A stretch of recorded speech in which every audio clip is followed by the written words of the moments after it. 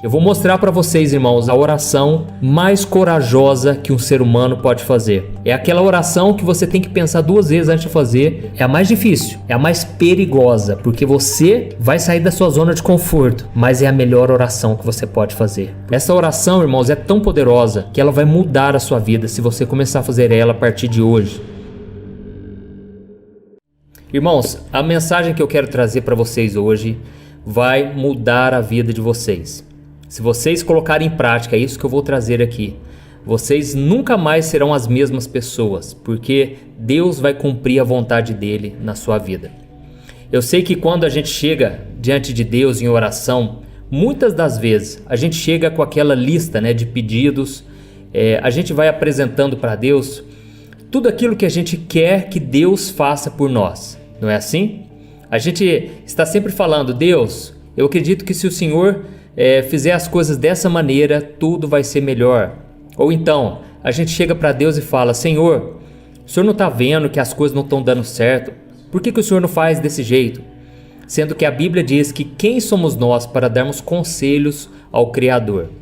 Mas é isso que muitas vezes a gente faz. A gente chega diante de Deus, seja com os nossos pedidos, ou então querendo forçar Deus a realizar a nossa vontade.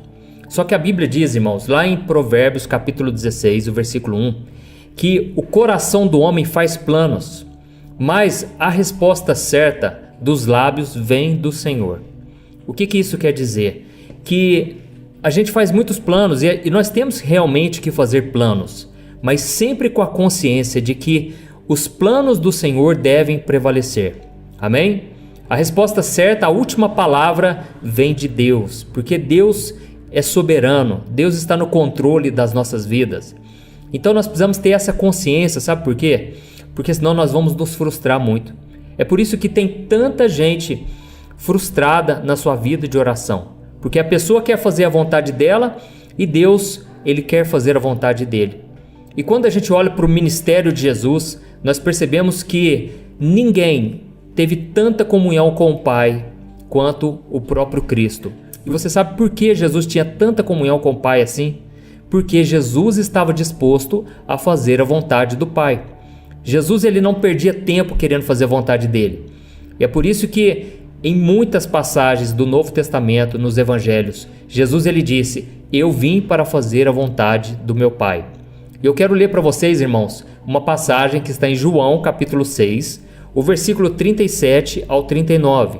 Olha o que diz: todo o que o Pai me der virá a mim, e quem vier a mim eu jamais rejeitarei. Pois desci do céu não para fazer a minha vontade, mas para fazer a vontade daquele que me enviou. E esta é a vontade daquele que me enviou, que eu não perca nenhum dos que ele me deu, mas os ressuscite no último dia. Amém?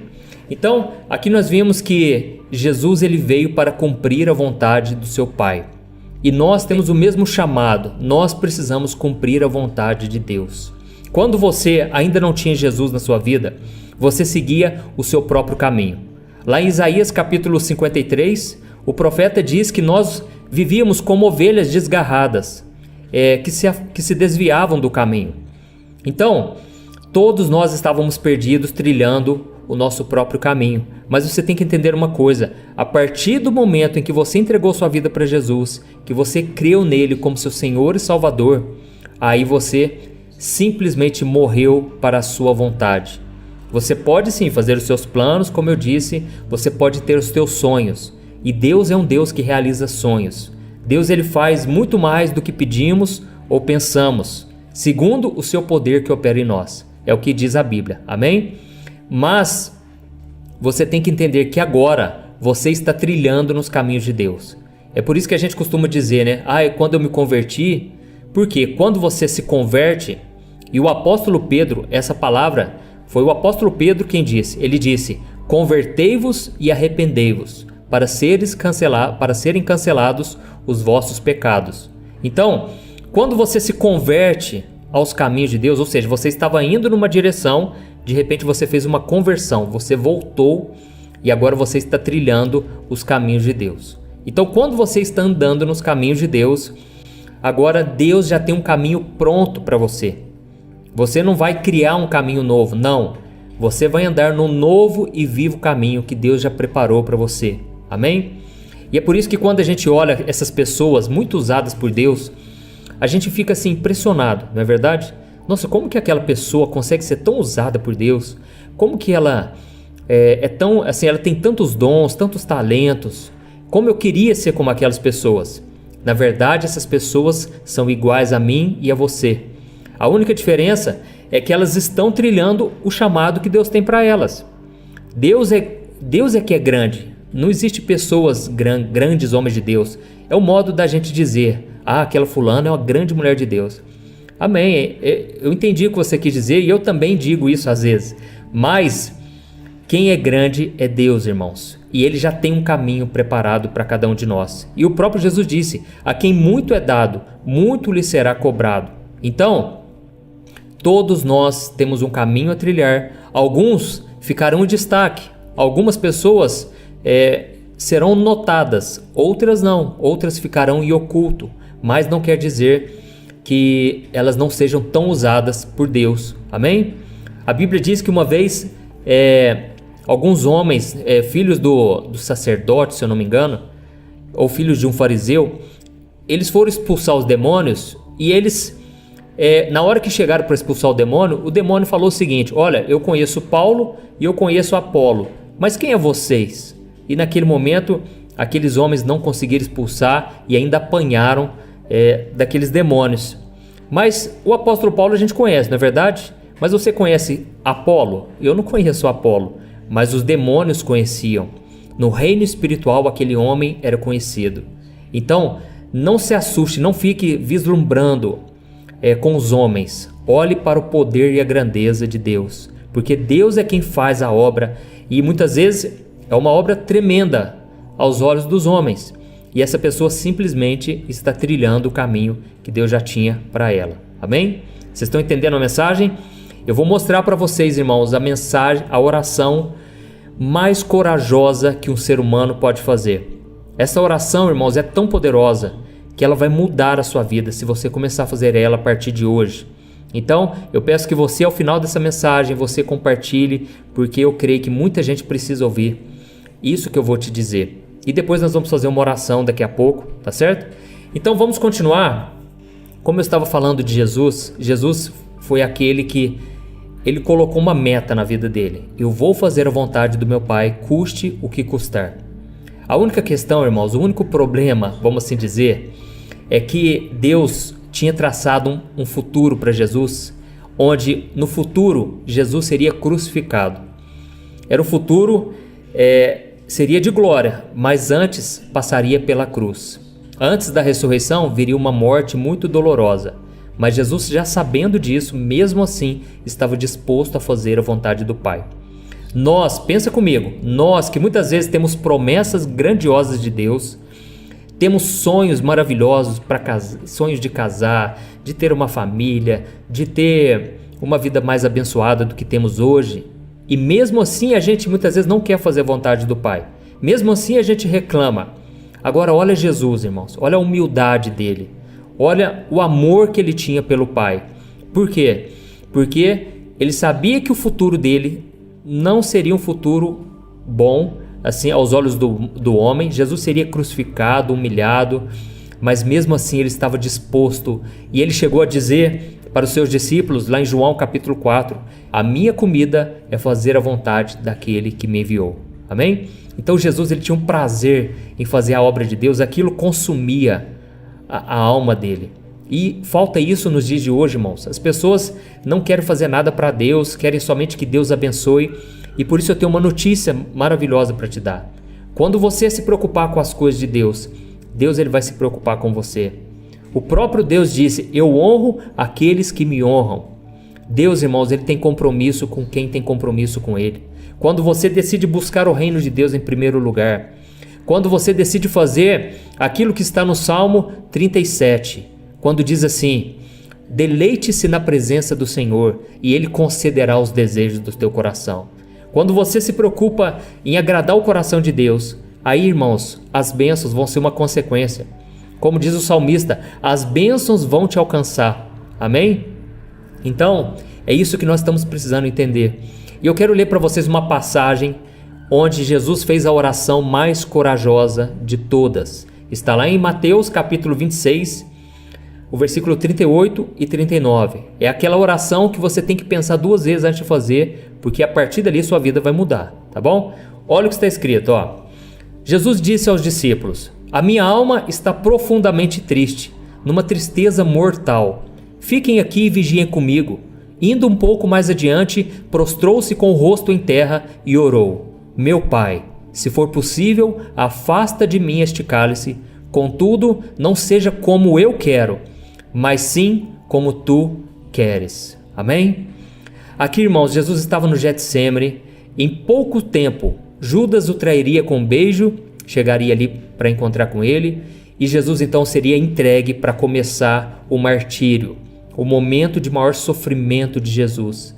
Jesus já havia passado por todo tipo de sofrimento, porque a Bíblia diz que ele foi tentado em todas as áreas, mas aquele ainda seria o pior momento, o momento onde os homens desonrariam Jesus e eles crucificariam ele, e ele então carregaria todos os nossos pecados. Não pense, viu, irmão, que a maior dor de Jesus foi a sua morte física. Não foi. A sua morte carregando ali os nossos pecados, ali a sua morte espiritual, essa foi a pior, porque Jesus, ele era 100% conectado com o Pai. Jesus não teve pecado e ele estava na glória. Então ele conviveu neste mundo sofrendo porque ele não conhecia a maldade, mas ele viu de perto o quanto o homem é mau, é cruel. E Jesus, ele sofreu, e eu acredito que a maior provação dele foi na questão da paciência. Jesus, ele teve que ter paciência com os discípulos, com aqueles homens que queriam o tempo todo se levantar contra ele, sabe? Então Jesus, ele foi o único que teve todos os frutos do Espírito ao mesmo tempo, sem falhar.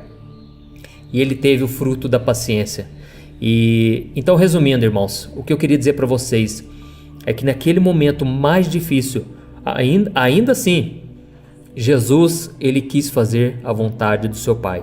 E ele terminou a sua oração dizendo assim: meu Pai, se for possível, afasta de mim este cálice. Contudo, não seja o que eu quero, mas sim o que tu queres.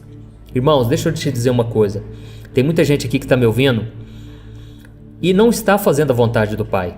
Não está fazendo a vontade de Deus. Você já até sabe qual é a vontade de Deus. Eu até costumo dizer o seguinte: o difícil não é saber a vontade de Deus. O difícil é renunciar à nossa própria vontade para fazer a vontade do Senhor. E eu sei que muitos de vocês que estão me ouvindo aqui estão seguindo o seu próprio caminho. Você que talvez está namorando uma pessoa, você sabe que esse relacionamento não vem de Deus. Você sente lá no fundo do seu coração que a pessoa não combina, que aquela pessoa é um jugo desigual na sua vida, aquela pessoa não quer servir a Deus, você quer, mas você que está namorando, você tem medo de terminar o relacionamento. É muito comum acontecer isso, irmãos. As pessoas têm medo porque elas pensam: nossa, mas a outra pessoa vai sofrer tanto. Vixe, como que vai ser minha vida daqui para frente? E se eu ficar sozinha, pastor? Meu querido irmão e minha irmã, não se preocupe, porque quando você decide fazer a vontade do Pai, você está no melhor lugar do mundo, no centro da vontade de Deus. Amém? E quando você está no centro da vontade de Deus, as coisas podem estar indo de mal a pior aos olhos dos humanos, mas você está no caminho certo. Assim como aconteceu com José. Aquele homem andou em santidade, ele não se perdeu no meio da caminhada, ele foi tentado pela esposa de Potifar, ele foi preso injustamente, mas a Bíblia diz que José prosperava. Por quê? Porque a presença de Deus estava com ele. Oh, meus irmãos, deixa eu te dizer uma coisa: a vontade de Deus vai se cumprir, queira você ou não. Deus é soberano, mas quanto mais você resistir ao chamado de Deus, aquilo que ele tem para você, mais você vai sofrer. Nós vemos que José, o que aconteceu? Ele esperou confiantemente no Senhor, como diz o Salmo 40, e Deus o colocou no lugar elevado. Ele se tornou governador do Egito. Deus transformou a vida dele, mas ele decidiu fazer a vontade de Deus. Nós vemos, no entanto, um outro homem de Deus chamado Jonas. A Bíblia diz que Jonas recebeu um chamado de Deus para pregar em Nínive, mas Jonas fugiu de Deus, ele foi na direção contrária. A vida dele andou de mal a pior. Por quê? Se você sair da presença de Deus, quem que vai te socorrer, irmãos? Quem que vai te socorrer? Mas se você estiver na presença do Senhor, ainda que todos estejam contra você, Deus vai estar do seu lado. Amém? Então Jonas, ele fugiu, se escondeu numa embarcação, mas veio uma tempestade contra a vida dele e tiraram a sorte ali e descobriram que o problema era Jonas. Oh, meus irmãos, não existe ninguém que cause mais problemas do que aquela pessoa que está desviada de Deus. É uma pessoa que ela se contamina, ela contamina os outros, ela leva pessoas para o buraco, para o mundão. Você que está aí, não seja uma pedra de tropeço na vida das pessoas. Busque a Jesus. Amém?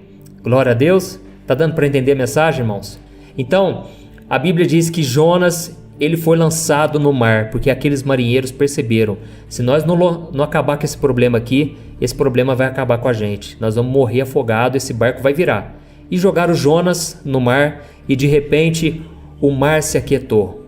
Aquele céu nublado, veio um sol muito forte e Jonas ia morrer no mar. Mas de repente Deus foi misericordioso e enviou um peixe para engolir Jonas. E a Bíblia diz que ele ficou 3 dias e 3 noites ali, e até que ele foi lançado em terra, cuspido por aquele peixe. Então Jonas, ele foi pregar. Resumindo, irmãos, não teve saída, ele teve que fazer a vontade do Pai. E você também, você precisa entender isso. Deus tem planos maravilhosos para você. E não pense assim, pastor, mas então se eu obedecer a vontade de Deus, e o que vai acontecer comigo? Né? Não pense dessa forma, irmão, porque a Bíblia diz em Romanos capítulo 12, a vontade do Senhor para você é boa, perfeita e agradável. Então tudo que Deus faz, Ele é Pai, Ele é para o seu bem. Então você não tem que ter medo, nós precisamos parar com esse medo de ter Deus, de entregar tudo nas mãos de Deus, irmãos. Eu vou falar por mim, eu conto muitos exemplos meus, porque eu me entreguei para fazer a vontade de Deus e eu decidi, eu não vou ser um crente de igreja apenas, eu não vou ficar só no banco, eu quero fazer a vontade de Deus, custe o que custar. Irmãos, na hora que eu comecei a fazer essa oração, Senhor, faz a tua vontade na minha vida. Na hora que eu comecei a orar dessa maneira, as coisas começaram a mudar. Tudo começou a mudar. Aí você começa a se assustar, porque parece que tudo vai saindo fora do controle. E é para sair do controle mesmo. Por quê? Saiu do seu controle, mas foi para o controle de Deus. Agora Deus vai consertar e Ele vai fazer o que Ele quiser na sua vida. Mas para isso você tem que orar todos os dias. Deus, eu não quero sair do centro da tua vontade.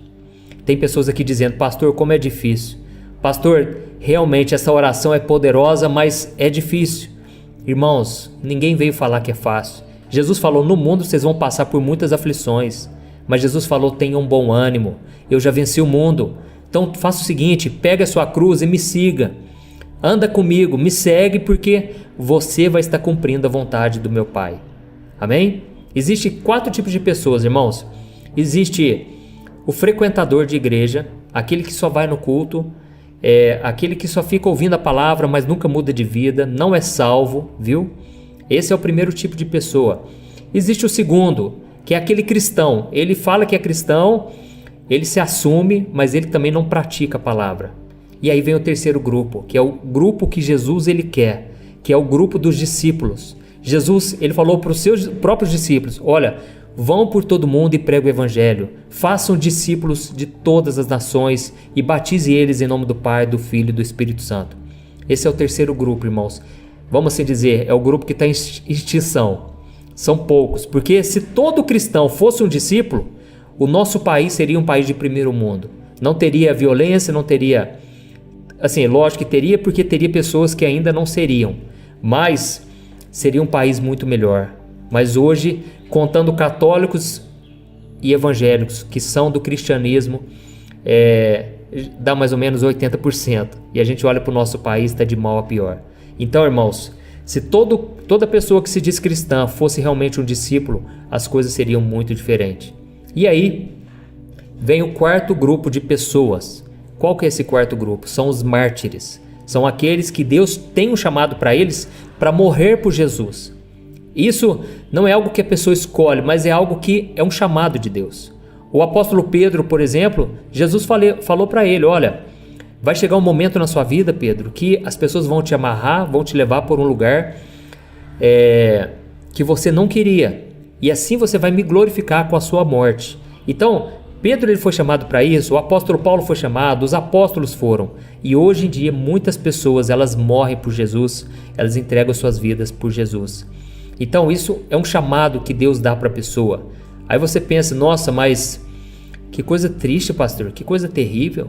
Meus irmãos, quando a pessoa morre com Cristo, ela na verdade está no lucro, porque ela foi promovida. Imagina o galardão dessas pessoas. Quando a gente vê a história dos primeiros mártires da igreja, eles queriam abraçar a morte, a cruz, porque eles estavam tão cheios da presença do Espírito Santo que eles sabiam que aquilo geraria para eles um maior galardão, uma maior recompensa. Então, esse é o quarto tipo de pessoa. O que eu estou te dizendo é o seguinte: você tem que fazer a vontade de Deus, não importa para qual caminho Deus vai te levar.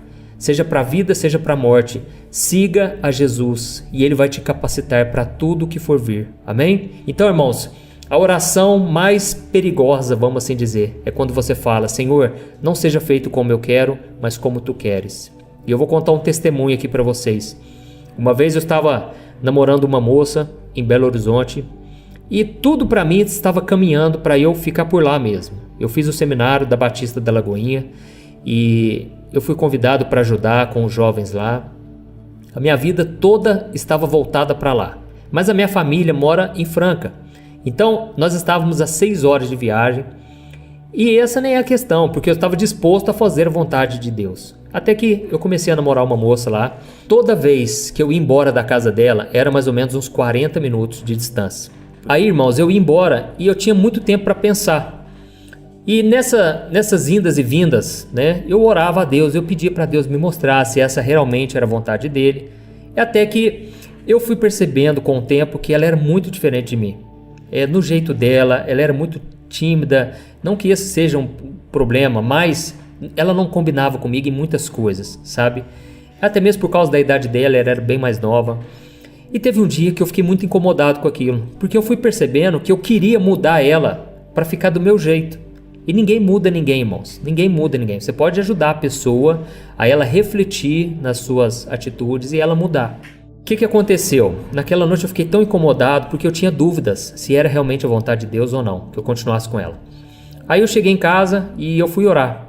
E eu comecei a falar: Senhor, é isso mesmo que o Senhor tem para mim? Olha, porque eu estou disposto. Desde quando eu me converti, eu decidi que eu vou fazer a Tua vontade. Se não for ela, tira, Senhor. É difícil fazer essa oração, né, irmãos?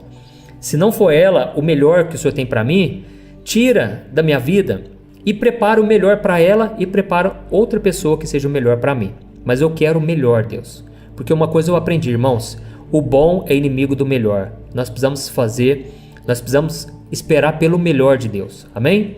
E o que aconteceu? Naquela oração, que eu fiz a mesma oração de Jesus ali no Getsemane: Senhor, o que eu quero é que dê certo, mas que não seja feita a minha vontade, mas seja a tua. Naquele momento o Espírito Santo falou muito forte no meu coração: volte para a cidade dos teus pais, volte a morar lá perto deles, porque a bênção que eu tenho para você está lá, a prosperidade, tudo na sua vida está lá. Irmãos, eu fiquei tão feliz com aquilo porque Deus respondeu minha oração. Aí eu virei para ela, para a moça, né, no dia seguinte, e eu contei que eu estava muito feliz porque Deus tinha falado comigo, só que Deus falou para mim que era para eu voltar para a cidade dos meus pais. Até mesmo porque em Belo Horizonte eu não ganhava muito dinheiro, ganhava muito pouco no emprego que eu estava. E eu tinha um sonho, eu tinha vontade de casar. Só que aí ela ficou meio assim e ela falou: se for de Deus, amém, né? Que seja feita a vontade de Deus. Irmãos, eu vim embora, peguei minhas malas, encerrei o contrato lá com o aluguel que eu tinha e voltei. No dia seguinte, essa moça me liga. E ela falou: é o seguinte, não vai dar, eu vi que namorar à distância não dá certo. Resumindo, ela terminou comigo por telefone. Irmãos, aquilo para mim assim foi um choque. Eu fui pro fundo do poço. Eu não sabia o que é sofrer por amor, mas eu descobri a partir daquele momento. Eu fiquei sem brincadeira uns 6 meses, muito mal. Não só por causa do namoro, mas sabe por quê? Eu tinha feito planos. Eu tinha planos para construir minha história lá em Belo Horizonte. E aí, de repente, parecia que tudo veio por água abaixo. E eu fiquei com um grande ponto de interrogação na minha vida, porque, mais uma vez, o meu relacionamento não tinha dado certo. Eu já tinha tido outros relacionamentos. Irmãos, mas Deus é tão bom, Deus é tão perfeito, que o tempo passou e eu percebi que eu estava dependendo demais disso para servir a Deus. E o Espírito Santo começou a falar comigo o seguinte: olha, será que... Ele começou a falar assim, ó: você acha que Jesus morreu na cruz só para você ter um casamento abençoado? Só para você se casar com alguém? E ele começou a tocar isso no meu coração e eu comecei a perceber o quanto eu fui egoísta. O quanto eu ficava pensando só em mim. Ah, se Deus me abençoar, então eu vou servir a Ele. Sabe, irmãos, às vezes a gente acha que a aprovação, ela não tem propósito nenhum.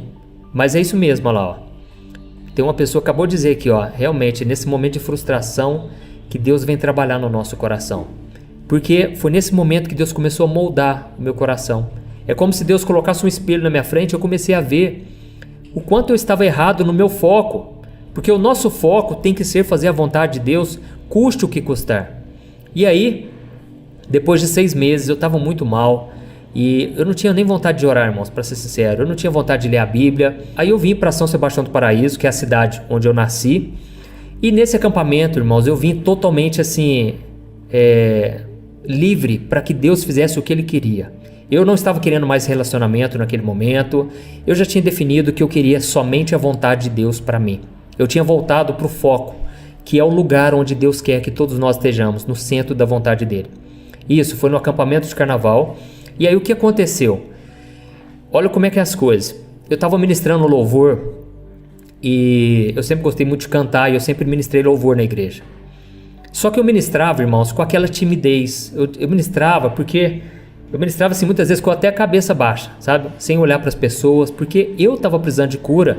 Eu não tinha força, eu não tinha vontade de ficar assim liderando o louvor. Até que chegou um dia que ia ter o culto à noite de novo. E de tarde eu fui lá orar. E aí eu fui lá embaixo, assim, na parte onde tinha muita árvore, né? Muita natureza. E eu dobrei meu joelho e comecei a falar com Deus. Eu falei: Deus, meu coração está muito triste, eu não estou conseguindo sentir a Tua presença, meu coração está muito frio.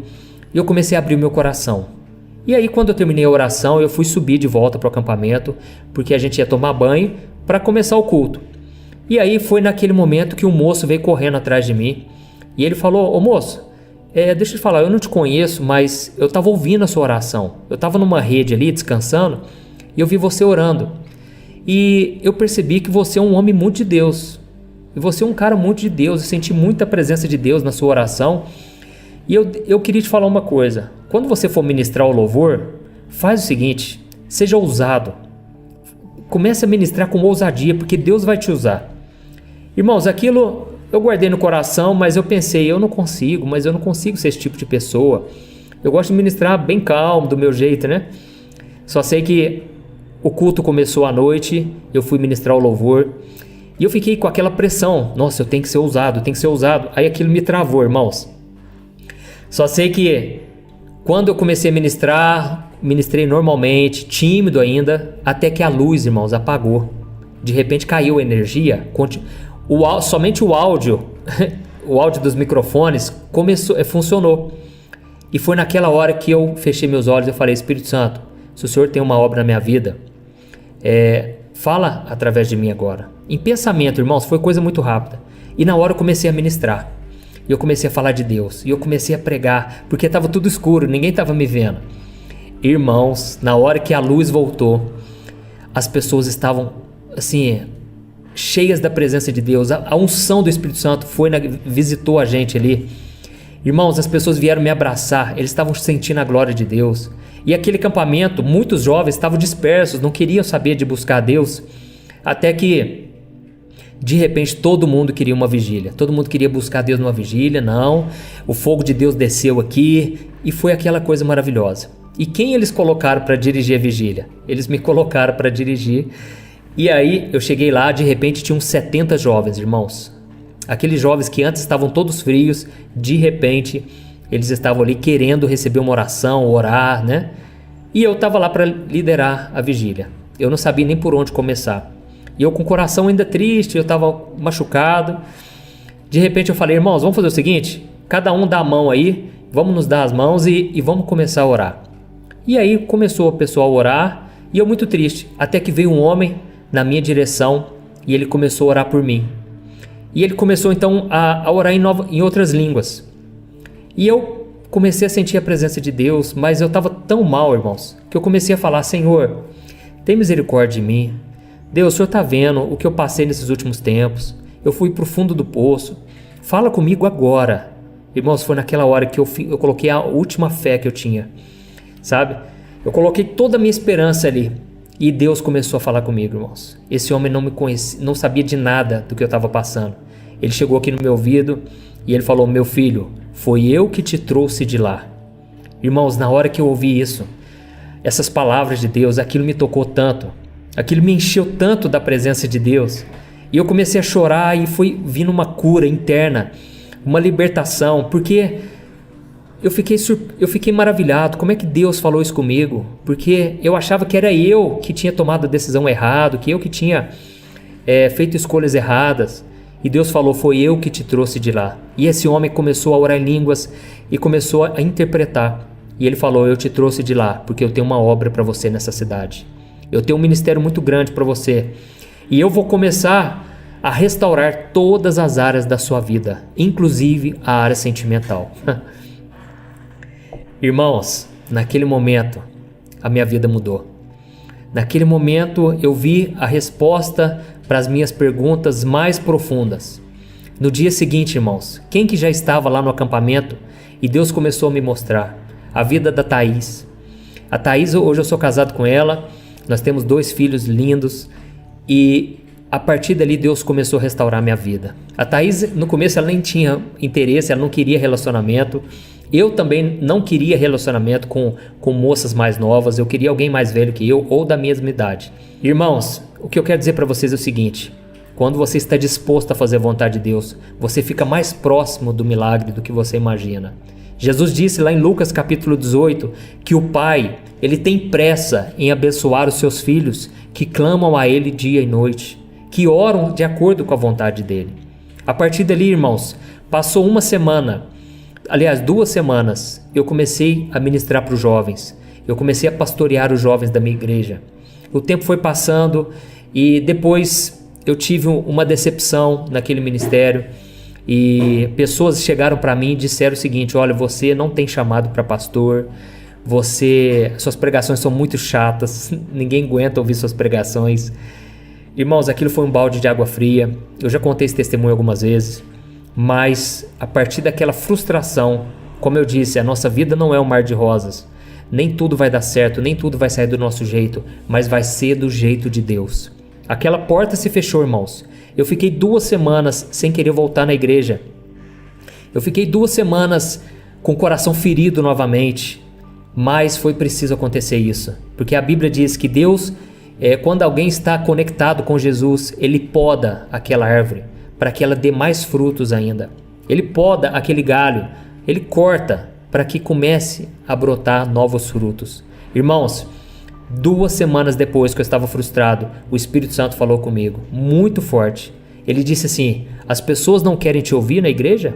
Comece a pregar na internet. Crie uma página no Facebook, porque lá na internet as pessoas vão te ouvir. E eu tenho muitas almas que eu vou resgatar para mim lá.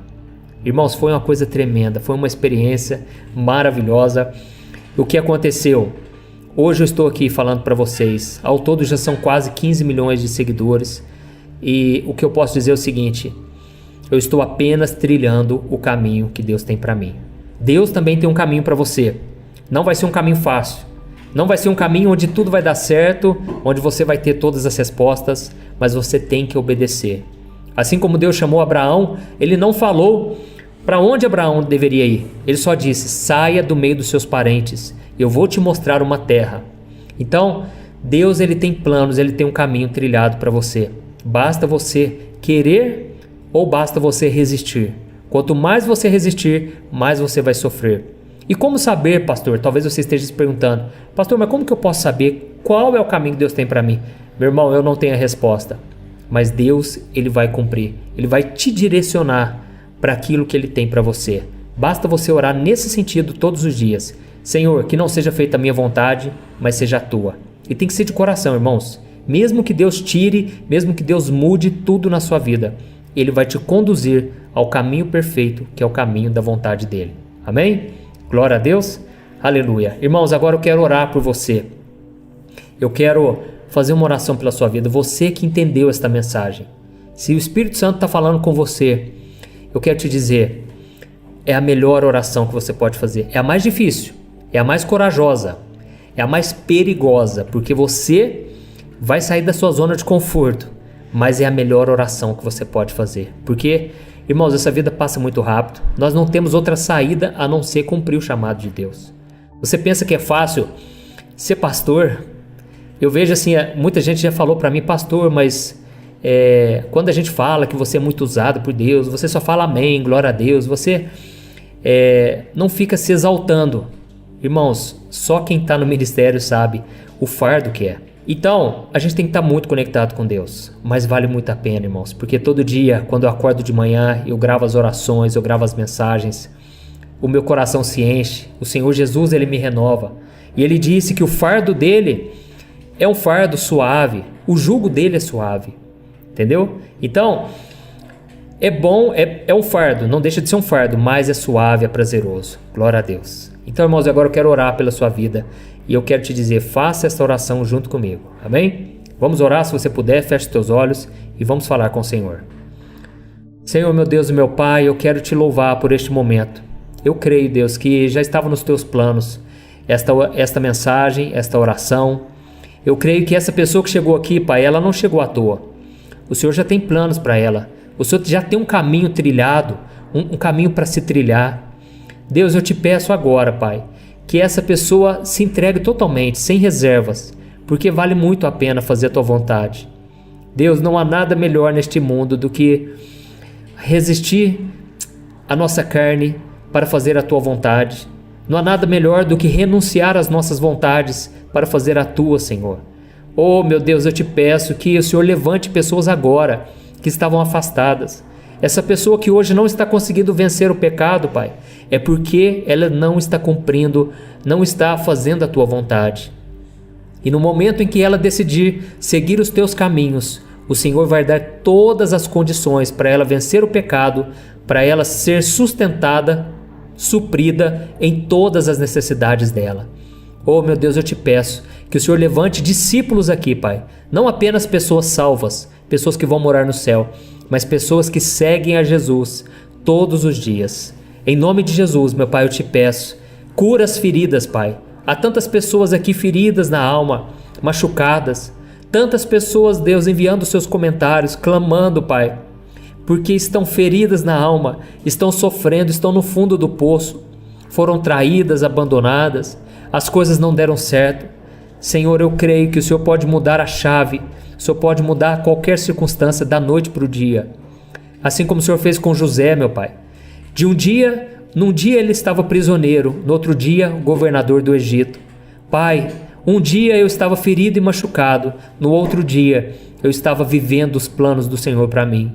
Eu te peço, ó Deus, a mesma obra que o Senhor fez na minha vida, faz na vida dos meus irmãos. Eles estão renunciando, Pai, à vontade deles para fazer a tua. Eu te peço que a partir de agora o Senhor derrame do teu Espírito Santo, que a unção poderosa de Deus venha capacitá-los, para que eles não venham voltar mais àquela zona de conforto, a viver do seu jeito, do seu modo, mas que eles venham trilhar os teus caminhos, ó Deus. Em nome de Jesus que eu oro e te agradeço. Amém. Glória a Deus. Amém, irmãos? Como é bom buscar a presença de Deus, né? Eu quero dizer uma coisa para vocês. A Bíblia diz que quando nós oramos conforme a vontade de Deus, nós podemos ter a certeza da resposta.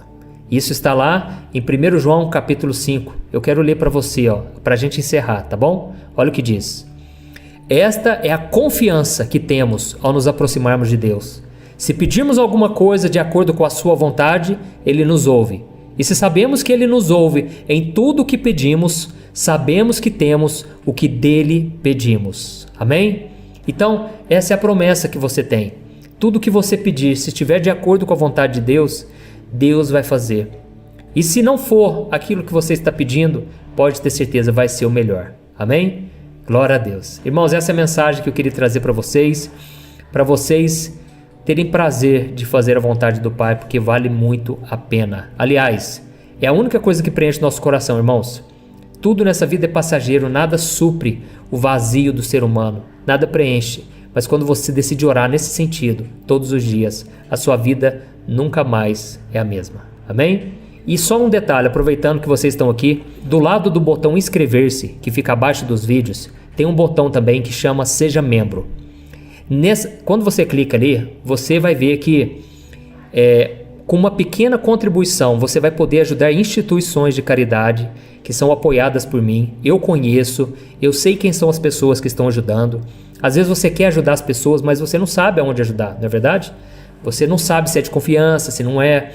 Então, eu ajudo hoje 5 instituições de caridade cristãs que ajudam crianças carentes na África, na Filipinas e pessoas que têm problemas com álcool, com drogas, dependentes químicos, cristãos que são perseguidos.